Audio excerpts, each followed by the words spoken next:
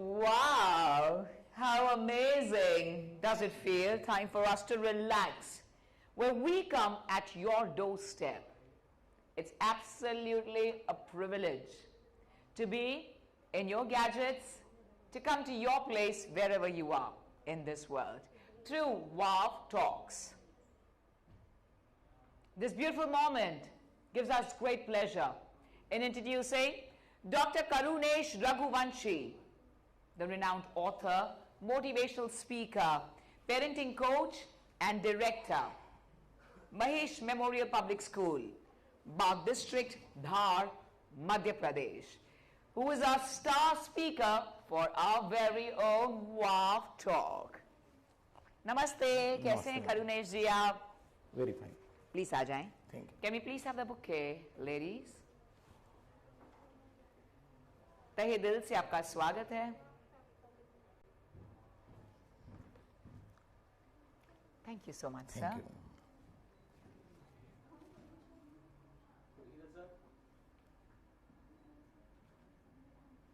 Thank you. Thank you.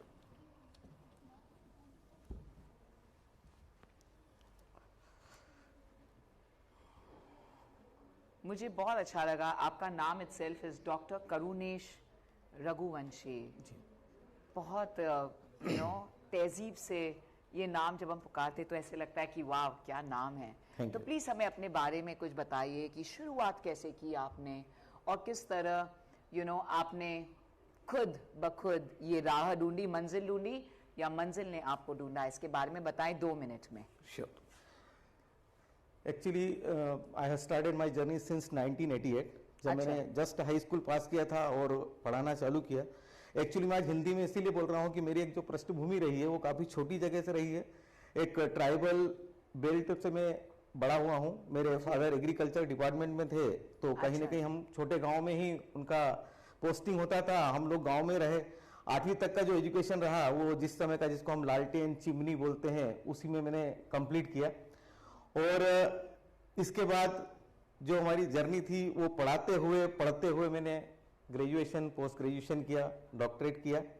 Even मैं यहाँ बिल्कुल बड़े दावे के साथ बोल सकता हूँ कि 10th के बाद से मैं अपने पाँव पे खड़ा हूँ और लगातार एक सही दिशा में कार्य करने की कोशिश कर रहा हूँ. और जो प्रॉब्लम मैंने अपनी लाइफ में फेस की थी वही सब प्रॉब्लम्स मैं अगर बच्चों में भी देख रहा हूँ. और मेरा पूरा प्रयास रह रहा है कि जो डिफिकल्टीज जो प्रॉब्लम मैंने फेस की थी ये बच्चे फेस ना करें और जो मेरी क्षमता है एज पर दैट मैं उनकी हेल्प कर पाऊँ. मैं जरूर वो प्रॉब्लम्स के बारे में जानना चाहूंगी क्योंकि उसके सॉल्यूशंस किस तरह आप वो प्रॉब्लम्स होने के बावजूद इतना आगे बढ़े अपनी जिंदगी में. अब हाई स्कूल मैंने पास किया, उसके बाद ट्यूशंस करके 11th-12th किया, फिर ग्रेजुएशन किया. यहाँ पर एक्चुअली ये था कि मैं by default I am in this profession. Very true. अच्छा. या आई means it was not in my plan कि यार मुझे एजुकेशन में जाना है. जी जी जी. लेकिन एक्चुअली क्या होता है ना कि सीधी सी बात है कि कहीं ना कहीं एक टीचिंग प्रोफेशन है जिसको बड़ा इजी माना जाता है. और स्पेशली प्राइवेट टीचर्स को कि प्राइवेट टीचर्स आपको जब कोई काम नहीं मिलता है तो आप स्टार्ट करें. अच्छा. और सेम हैपेंड विथ मी कि मैंने जब ग्रेजुएशन पूरा किया I was not so intelligent. नहीं, मेरे साथ ऐसा कुछ नहीं था. बट अब मुझे अपना करियर की शुरुआत करना थी. इन केस मैंने एक प्राइवेट स्कूल को ज्वाइन किया. जो मेरी फर्स्ट सैलरी थी it was the 425 rupees per month in June 1995. तो एक 425 रुपए कमाने वाला एक व्यक्ति जो एक ट्राइबल बेल्ट में बड़ा हुआ है. मैंने प्राइवेट स्कूल्स नहीं देखे मेरी लाइफ में. मैं केवल गवर्नमेंट स्कूलों में पढ़ा हूँ, गवर्नमेंट कॉलेज में पढ़ा हूँ. और आज मेरे जो स्कूल्स हैं उनका जो टर्नओवर है वो करोड़ों में है और विदाउट एनी हेल्प. तो एक्चुअली यहाँ पर ये रहा कि मैं सभी को ये बताना भी चाहूँगा. हमारे साथ एक चीज़ होती है कि हम लोग जब भी हमारा कोई भी जॉब मिलता है तो हम उस जॉब का कंपैरिजन उस पर्टिकुलर सैलरी के साथ करते हैं. और हमारी जो स्ट्रैटेजी है उस पर्टिकुलर सैलरी के हिसाब से फ्रेम करते हैं कि जितना हमें मिल रहा है उतना ही हम लोग काम करेंगे. मैंने अपनी लाइफ में ऐसा कुछ नहीं किया है. मैंने सैलरी को कभी नहीं देखा है. जो जॉब मुझे मिला उस जॉब को मैंने एक कंटिन्यूटी के साथ रखा और मेरी लाइफ में मैंने एक ही काम आज तक किया है. तो मैं ये जरूर बताना चाहूंगा कि 2 चीजें हमें ध्यान में रखना चाहिए. लाइफ में बार बार हमारे प्रोफेशन को हमें चेंज नहीं करना चाहिए और पैसों के साथ कभी भी हमारे काम की तुलना नहीं करना चाहिए। यदि हम काम लगातार करेंगे तो इन दैट केस वो जिसको हम ऊपर वाला बोलते हैं, भगवान बोलते हैं, वो बिल्कुल आपके ईमानदार काम को देखता है, और जब उस ईमानदारी के साथ आप काम करते चले जाते हैं तो रास्ते खुलते चले जाते हैं। मैंने 425 रुपए में जब काम चालू किया, इस काम से प्रभावित होके मुझे 2000 रुपए महीने का जॉब 1 साल के बाद मिला। 1995 के अंदर मैंने लव मैरिज की थी। उस समय 1995 के अंदर लव मैरिज अपने आप में एक बड़ा चैलेंजिंग टास्क था, बड़ा अलग तरीके से इसको देखा जाता था, और कहीं ना कहीं दोनों परिवार ने हमको घर से बाहर कर दिया। बट वाइफ ने मेरे साथ बहुत अच्छा कोऑपरेट किया। हम लोग कॉलेज में साथ में ही थे, और वहां से जो हमारी जर्नी चालू हुई, हम दोनों ने एक साथ काम करना चालू किया। हम लोगों ने लगातार हार्ड वर्क किया। हम लोगों ने 2 साल हमारी लाइफ के ऐसे निकले हैं जो 95 और से 97 तक का टेन्योर, जिसने हमारी लाइफ को पूरी तरह से चेंज कर दिया है। वहां हम लोगों ने कभी खाना खाया, कभी नहीं खाया, लेकिन इस 2 साल के अंदर शायद एक भी ऐसा दिन नहीं है कि जब हम लोगों ने छुट्टी ली हो या हम लोगों ने काम नहीं किया हो। और शायद यही हमारी लाइफ का एक टर्निंग पॉइंट रहा है, और वहीं से हम लोगों को एक दिशा मिली। इसके पहले it was not the dream plan, या एक विजन नहीं था, ऐसा कुछ नहीं था। अब शादी हो गई है तो रिस्पॉन्सिबिलिटी है, एट द सेम टाइम आप दोनों साथ में प्लान कर रहे हैं, तो मेहनत आपने की, लेकिन खाना मिले नहीं मिले वो नसीब है, नसीब ऐसे आप कह रहे हैं। वाव। और ये आप रिनाउंड मोटिवेशनल स्पीकर किस तरह बने? ये आपका जो एक्सपीरियंस था, आपने ऑफ कोर्स कामयाबी हासिल की और इसलिए आप इंस्पायर करने लगे दूसरों को, ये कब से आप कर रहे हैं? एक्चुअली मैम, जो मैं हमेशा स्टेज के ऊपर मेरे बच्चों के साथ जब भी बात करता हूँ या किसी बड़े के साथ भी बात करता हूँ, तो वही बातें बोलना पसंद करता हूँ जो मैंने मेरे साथ की है। तो मैं as a motivational speaker, as a parenting coach, मैं जो भी बात करता हूँ बड़ी प्रैक्टिकल बात करता हूँ, और जो बच्चों के अंदर हम चेंजेस लाते गए। एक छोटा सा ट्राइबल बेल्ट, एक छोटा सा गांव जिसकी पॉपुलेशन अराउंड, जिस समय में स्कूल चालू किया 7 से 8 हजार थी, आज उसकी पॉपुलेशन 12 से 14 हजार के आसपास है। बस अभी भी कम है। और उस पर्टिकुलर स्कूल के अंदर, एक छोटे से गांव के अंदर आज आप 5 तहसील से बच्चे चारों तरफ के आप बुला रहे हैं, तो it's not the small task. बड़ा मेहनत लगा है उन सब चीजों को हम लोगों को क्रिएट करने में। तो बस कहीं ना कहीं ये रहा कि जैसे हम लोगों ने जॉब चालू किया, हर चीज बड़ी ईमानदारी के साथ करते गए। जो हमारी प्रैक्टिकल लाइफ में घटित हुआ वही हम लोगों ने दूसरों के साथ शेयर करना चालू किया। हम किसी से कभी इंस्पायर नहीं हुए, किसी की कोई चीजों को नहीं लिया। जो आपके साथ बीता, जिस तरह से आपने कॉप अप किया, जिस तरह से आपने अपने आप को ग्रो किया, आज हम हमारे पेरेंट्स से भी वही बात करते हैं और हमारे बच्चों से भी वही बात करते हैं। It means we can say that जो हमारी life is totally practical, nothing behind it. और इसी तरह से हम लोग मैम आगे बढ़ते चले गए। तो आपने कहा ऑफ कोर्स मेहनत करते चले, आपने तो बहुत सारे हमें मंत्रास भी दिए जो सक्सेस के मंत्रास है। और अब आपकी वाइफ क्या करती हैं? She is also working with me since 1995। Okay. हाँ, हम लोगों ने एक साथ ही जॉब चालू किया। 450 रुपए मेरी तनख्वाह, 350 रुपए उनकी तनख्वाह, and she is also with me. और शायद आज मैं यहाँ पर जो हूँ शायद उन्हीं की वजह से हूँ। 2 मेरे बच्चे भी हैं। और कहीं ना कहीं जो एक बड़ा कठिन समय था हम लोगों की लाइफ के अंदर, कि हर लड़की का एक सपना होता है कि मुझे ये चाहिए, मुझे चाहिए, डेफिनेटली, और होना भी चाहिए, लेकिन ऐसा कुछ नहीं मिल पाया। और लगातार करीबन 5 साल हर परिस्थिति में उन्होंने साथ निभाया, और आज भी हम लोग साथ में ही उस पर्टिकुलर इंस्टीट्यूट को मैनेज कर रहे हैं। अभी हमारे 2 इंस्टीट्यूट हैं जो काफी वेल रेप्यूटेड हैं, सीबीएसई स्कूल है। एक ऐसे गांव के अंदर जहां इस तरह का कोई क्रिएशन नहीं हो सकता था, एक ऐसी जगह जहां पर पीली गाड़ी हमने लोगों को पहली बार दिखाई, एक ऐसी जगह जहां पर इंग्लिश मीडियम क्या होता है लोगों को पहली बार दिखाया, एक ऐसी जगह जहां पर कंप्यूटर क्या होता है लोगों ने उस गांव में पहली बार देखा। और उसी गांव को हमने आज छोड़ा नहीं है, और काफी अपॉर्चुनिटीज भी मिली, बाहर जाकर सेटल भी हो सकते थे, बट वी डिसाइडेड कि we will not leave that particular village. और शायद हमारी सक्सेस इसलिए बड़ी विशेष हो जाती है कि ऐसी जगह पे जहां आज भी भौतिक सुविधाओं का बड़ा अभाव है, एक आदिवासी बहुल इलाका है जहां पे केवल आदिवासी भाषा बोली जाती है, जहां पे पढ़े लिखे लोगों का परसेंटेज कम है, ऑफिसर्स वर्ग जहां पे नहीं है, वहां पर हम लोग इस चीज को लगातार क्रिएट कर रहे हैं। हम लोगों ने एक चीज का बहुत विशेष रूप से ध्यान रखा कि जब हम लोग हमारी जर्नी को जैसे जैसे हम आगे बढ़ाते गए, हम लोगों ने हर तरह के बच्चों का ध्यान रखा। आज भी हमारे इंस्टीट्यूट के अंदर कई ऐसे बच्चे हैं जो हम कभी किसी को बताते नहीं है, फ्री ऑफ कास्ट पढ़ रहे हैं, और शायद यही वजह रही है कि ऊपर वाला हमारी मदद कर पाया और हम लोग एक बेहतर तरीके से आगे बढ़ पाए।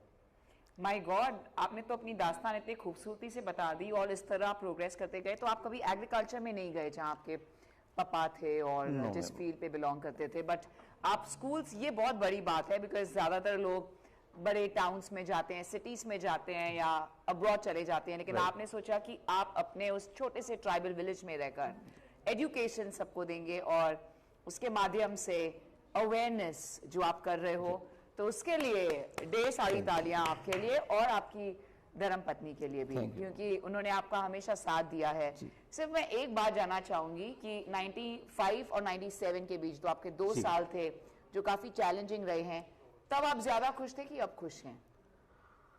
Ma'am still we are same, हम उस समय भी बहुत खुश थे। कुछ मिले ना मिले? बिल्कुल नहीं, कुछ मिले या नहीं मिले, बिकॉज आपके लिए वो भी बहुत कुछ था, बहुत कुछ था जो मिलता है सैलरी, वो भी बहुत कुछ था। बिल्कुल मैम, खाना मिले नहीं मिले, खुशियां तो है।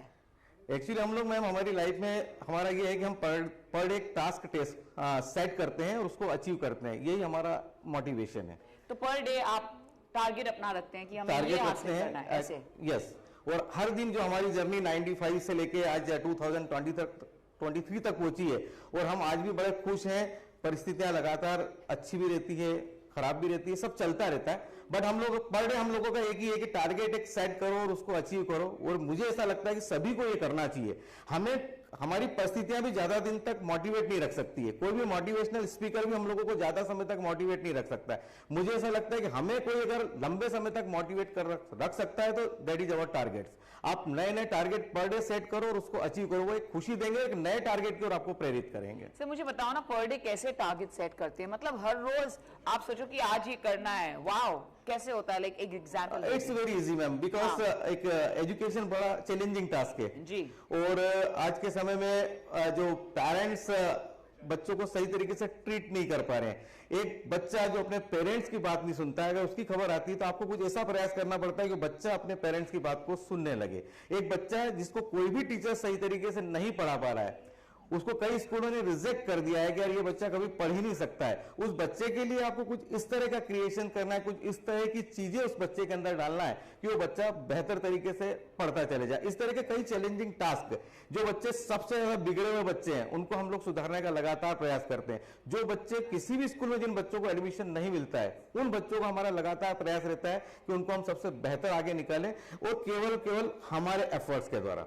हमारा जो इंस्टीट्यूट है 25 सालों के अंदर, आप बिलीव नहीं करेंगे, एक बड़े छोटे से गांव का स्कूल है, लेकिन 25 साल से वो स्कूल लगातार जिले लेवल पे और संभाग लेवल पे टॉप बना हुआ है। बहुत बहुत अमेजिंग। हम लोग 384 मेरिट दे चुके हैं, और हमारे यहाँ के बच्चे, छोटे से गांव के जो बच्चे हमारे यहाँ जब पढ़ने आए थे, जब वो आदिवासी भाषा बोलते थे, रीजनल लैंग्वेज का वो प्रयोग करते थे, आज वो अब्रॉड के अंदर, कई मेट्रो सिटीज के अंदर बड़े बड़े पदों पे कार्य कर रहे हैं। स्कूल से पास होके? बिल्कुल, हमारे स्कूल से पास हुए। क्या बात है, बहुत बहुत बधाई देना चाहेंगे। और आपसे एक सेंटेंस सुनना चाहेंगे आपके आदिवासी के भाषा में, कि मुझे वाव टॉक बहुत पसंद है, तो कैसी लैंग्वेज होती है, हम सुनना चाहेंगे। नहीं मैम, एक्चुअली मैं बिल्कुल वो भाषा कभी सीख नहीं पाया मैं। अच्छा, कोई बात नहीं, कोई बात नहीं, क्योंकि मुझे एक्साइटमेंट था, क्योंकि आपने कहा वो आदिवासी, हाँ, बिल्कुल अलग भाषा होती है। जी बिल्कुल अलग तो होती है। बहुत बहुत शुक्रिया। आपको कैसा लग रहा है यहाँ पर वाव टॉक में हैं आप आज, क्योंकि आपने इतनी कामयाबी हासिल की है और आप यहाँ पर बैठे हैं, कैसा लग रहा है? Ma'am it's really very awesome, और मैं बहुत ज्यादा खुश हूँ।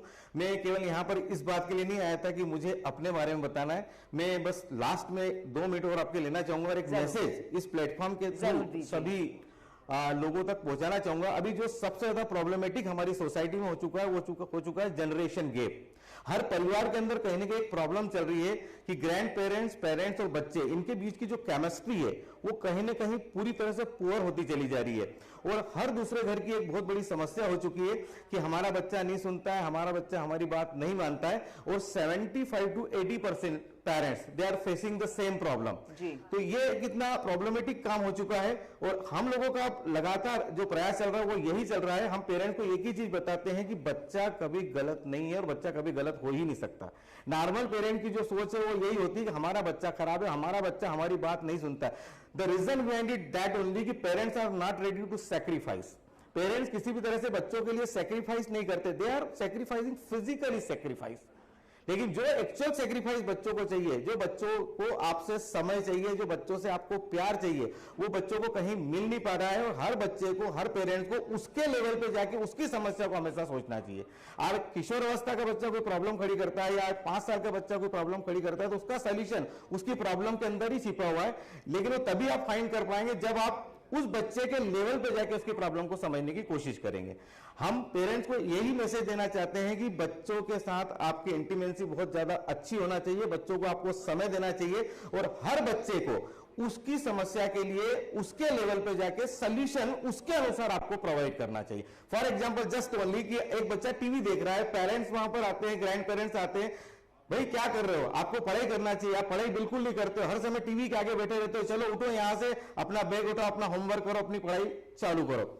और उसके बाद एक्चुअली क्या होता है कि द रीजन बिहाइंड इट कि ग्रैंड पेरेंट को उनका न्यूज चैनल देखना था, मम्मी को उनका फेवरेट सीरियल देखना था, पापा को क्रिकेट मैच देखना था, और उस बच्चे को वहां से हटा दिया जाता है और वो पेरेंट्स अपनी इच्छा से वो चीजें वहां पर देखने लगते हैं। वो बच्चा इस चीज को फील करता है, इस चीज को रियलाइज करता है। तो कहीं ना कहीं पेरेंट्स और बच्चे के बीच की जो बॉन्डिंग है, पेरेंट को लगता है मैंने राइट पर्पज से बच्चे को बोला है, लेकिन यदि इसकी जगह ये होता है कि उस बच्चे को पेरेंट्स बोलने के बाद वो भी उस टीवी को बंद कर दे, तो वो बच्चे के साथ बैठते बच्चा एक फील करता है कि यार पेरेंट्स ने रियली मेरे लिए सैक्रिफाइस किया, तो डेफिनेटली बच्चा पेरेंट्स की बात सुनता है। तो मेन रीजन ये है कि कोई भी बच्चा पेरेंट्स की बात, मेरे अनुसार, मेरे पिछले 30 वर्षों के अनुभव के अनुसार, एक ही कारण है कि कोई कहीं भी पेरेंट ना तो सैक्रिफाइस करने को तैयार है, ना ही बच्चे को समझने को तैयार है, ना ही वास्तविक रूप में बच्चों को समय देने को तैयार है। That is the reason behind it. और ये हमारी सोसाइटी के अंदर एक बड़ी प्रॉब्लम खड़ी हो चुकी है।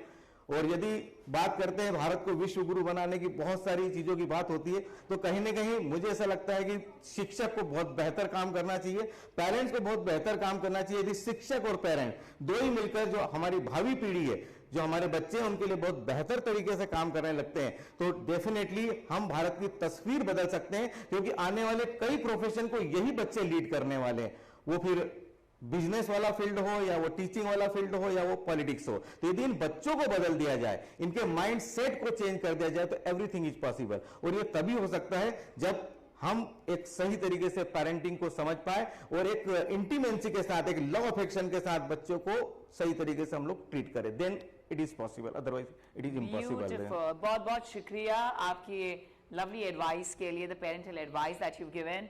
Well, we have doctor Karunesh Raghuvanshi, the renowned author and motivational speaker here with us, who's the parental coach.